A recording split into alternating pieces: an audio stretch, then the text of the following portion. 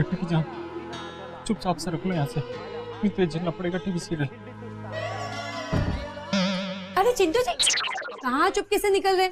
आइए ना, देखिए ना, ये सीरियल की बहू कितने अच्छे से अपने ससुराल में रह रही है। काश कि हम भी ससुराल में होते। आप हमें कब लेके जा रहे हैं ससुराल? आइए बैठिए, देखते हैं साथ में सीरियल। आइए। क्या आ जाए यार। ये जो बहू है ना, देखिए बेचारी कितनी दुखी है, रो रही है पर फिर भी पोछा लगा रही है। अब देखना, इसकी सास आएगी और इसे डांटेगी। आ गई।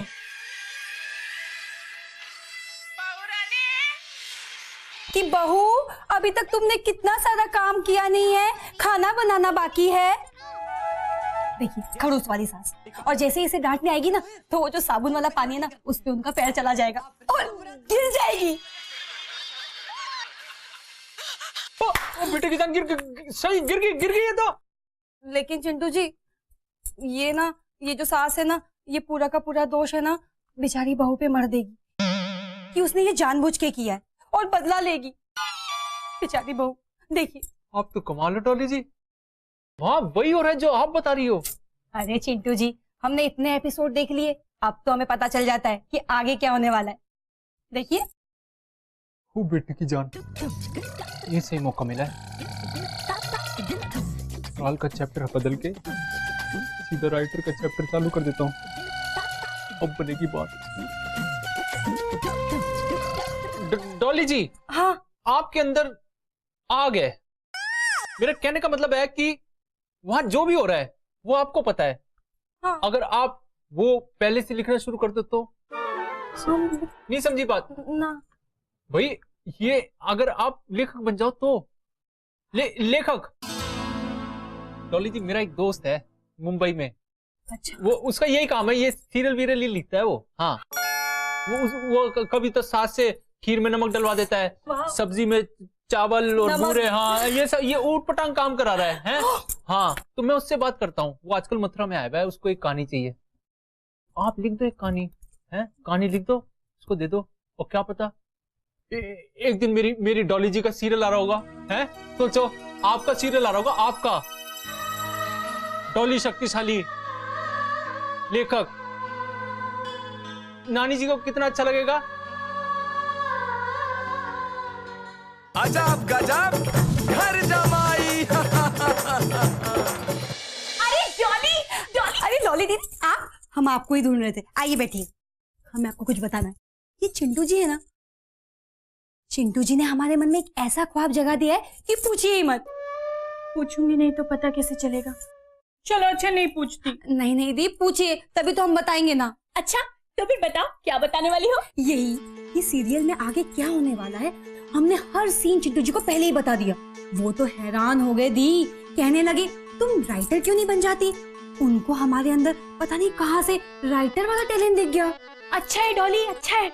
हो सकता है तुम आज सीरियल लिखोगी, कल फिल्म लिखोगी, परसों मेरे महान जी उसमें हीरो होंगे, और मैं तो यहीं बैठे बैठे पॉपुलर हो जाऊंगी। दी, तो हमारे सारे ऑटोग्राफ्स ना आप ही दे देना। सच्ची? आखिर आप हमारी दी जो है।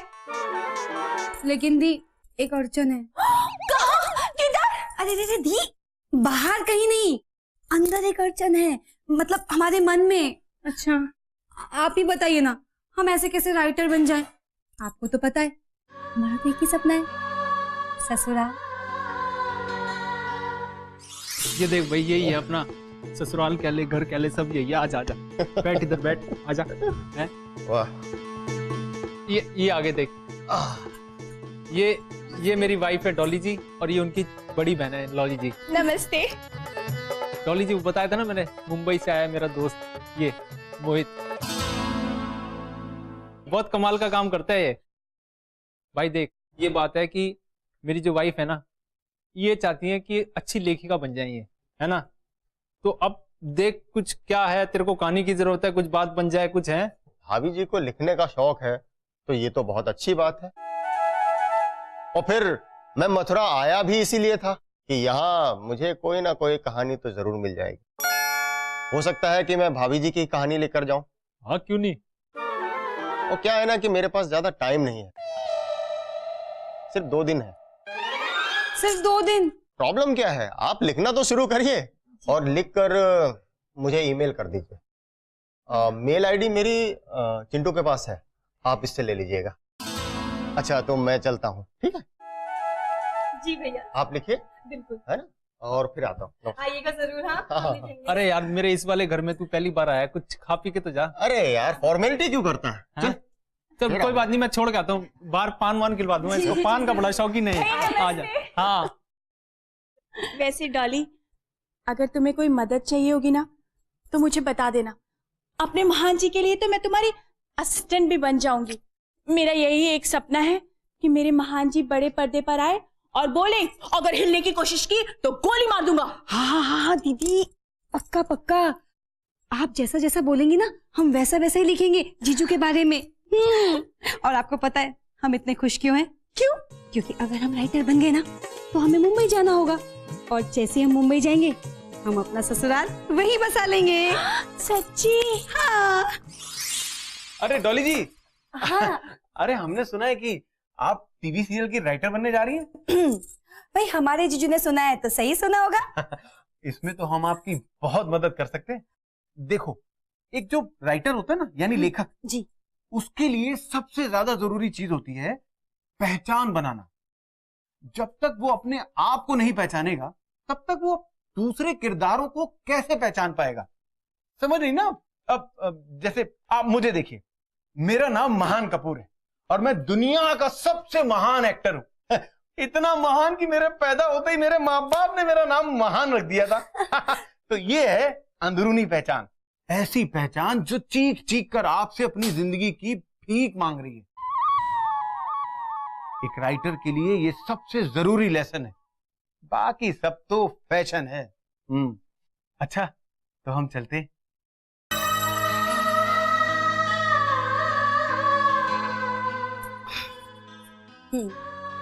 अब हमें लेखिका बनने से कोई नहीं रोक सकता।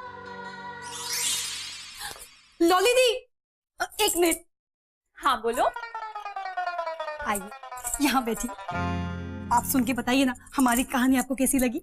हाँ सुनाओ सुनाओ। मैंने तो तुमसे पहले ही कहा था कि मैं तुम्हारी हर तरह से मदद करूंगी। देखो, अगर पेन की रिफिल खत्म हो जाए तो मुझे बता देना, मैं 2-3 और ला दूंगी, ठीक है? हाँ दीदी, तो सुनिए।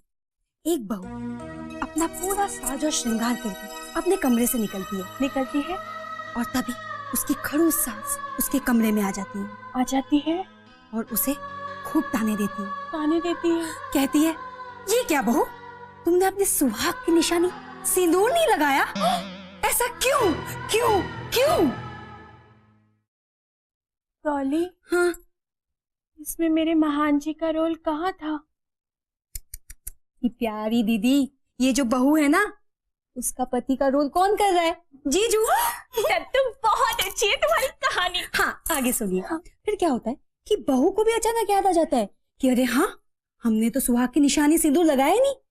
वो जैसे ही रूम से बाहर जाती है, उसकी जालिम ननद आती है रूम में, नहीं किचन में जाती है और इतना सारा नमक बेचारी जो बहू ने बनाया था ना दाल, उसमें डाल के आ जाती है। ऐसे दी हमारी सास हमें कब टोकेगी और कब हमारी ननद ऐसे ही हमारे दाल में इतना सारा नमक मिलाएगी? मिलाएगी ना डॉली, जरूर मिलाएगी। याद है बचपन में मैंने तुमसे कहा था कि एक दिन हम लोग बड़े हो जाएंगे, और देखो हम लोग बड़े हो गए ना। ऐसे ही मैंने कह दिया, तुम्हारी ससुराल होगी तो होगी, तुम्हारी ननद नमक डालेगी तो डालेगी। थैंक यू दी। वैसे आप सही कह रही है, अब हमें ससुराल जाने से कोई नहीं रोक सकता। हम ससुराल जाके रहेंगे। डॉली जी के ससुराल नाम की रेडियो की फ्रीक्वेंसी हर जगह क्या चोरी है? इससे पहले बात हाथ से निकले, चिंटे चौटाला कुछ करना होगा।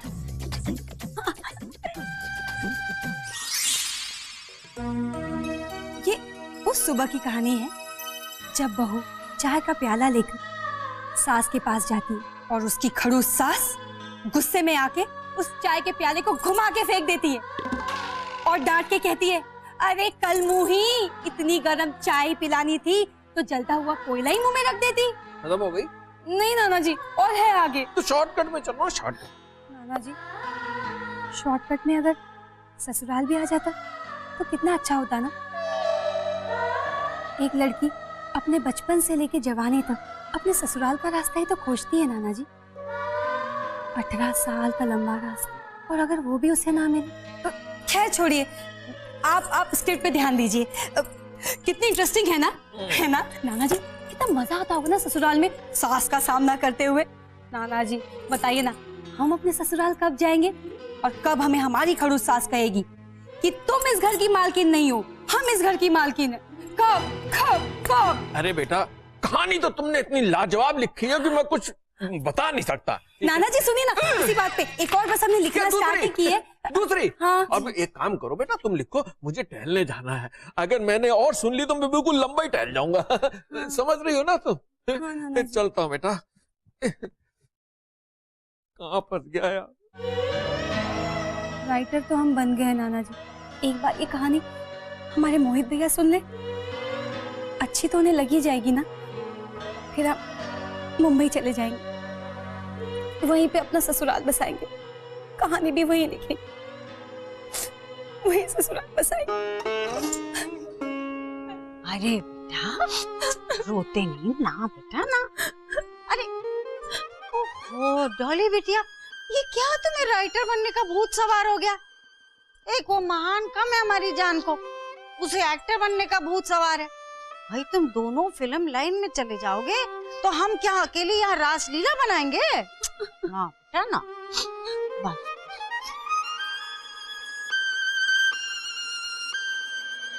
अजब गजब घर जमा